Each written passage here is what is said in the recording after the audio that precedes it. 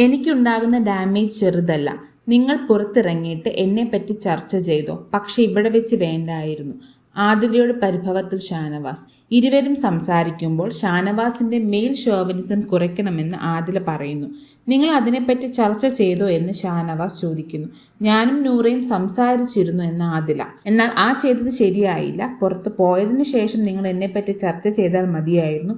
ഒരു മാസം നിങ്ങൾക്കൊന്ന് വെയിറ്റ് ചെയ്തുകൂടായിരുന്നു എന്നൊക്കെ ഷാനവാസ് തിരിച്ചു ചോദിക്കുന്നു. നിങ്ങൾക്ക് വേണ്ടി ഇത്രയും നിന്ന എൻ്റെ നെഞ്ചിൽ കടാര കയറ്റുന്ന പരിപാടിയാണ് നിങ്ങൾ ചെയ്തത്. ഞാൻ ശരിക്കും ചതിക്കപ്പെട്ടു. എനിക്കിത് വളരെ വിഷമമുണ്ടാക്കുന്ന കാര്യമാണ്.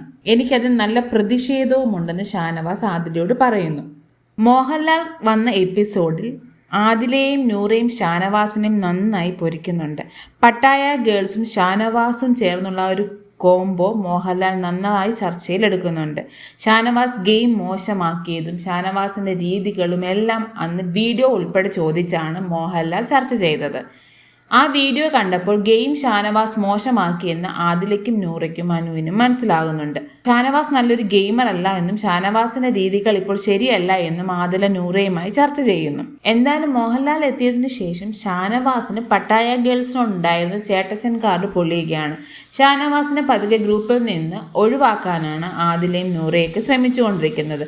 കൂടാതെ നോമിനേഷന്റെ സമയത്ത് ഷാനവാസിന്റെ പേരും ആദില പറയുന്നുണ്ട്.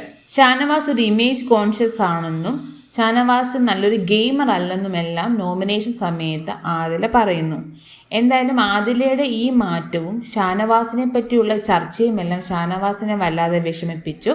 ഇന്ന് ഹൗസിലുണ്ടായ മിക്ക കാര്യങ്ങളിലും ഷാനവാസ് അധികം ഇടപെടാതെ മാറി നിൽക്കുന്നതായിട്ടാണ് തോന്നിയത്. മോഹൻലാൽ വന്ന് ചർച്ച ചെയ്തപ്പോൾ പല കാര്യത്തിലും ഷാനവാസിന് മറുപടിയും ഇല്ലായിരുന്നു. വളരെ ഷോ ആയിട്ട് എന്ത് കാര്യത്തിലും വളരെ ശക്തമായി പ്രതികരിച്ചുകൊണ്ടിരുന്ന ഷാനവാസ് ഇപ്പോൾ മൗനത്തിലോട്ട് പോയിക്കൊണ്ടിരിക്കുകയാണ്. ഗെയിം ഇനി മുന്നോട്ട് പോകുമ്പോൾ ഇത് എവിടം വരെ എത്തുമെന്ന് നമുക്ക് നോക്കാം.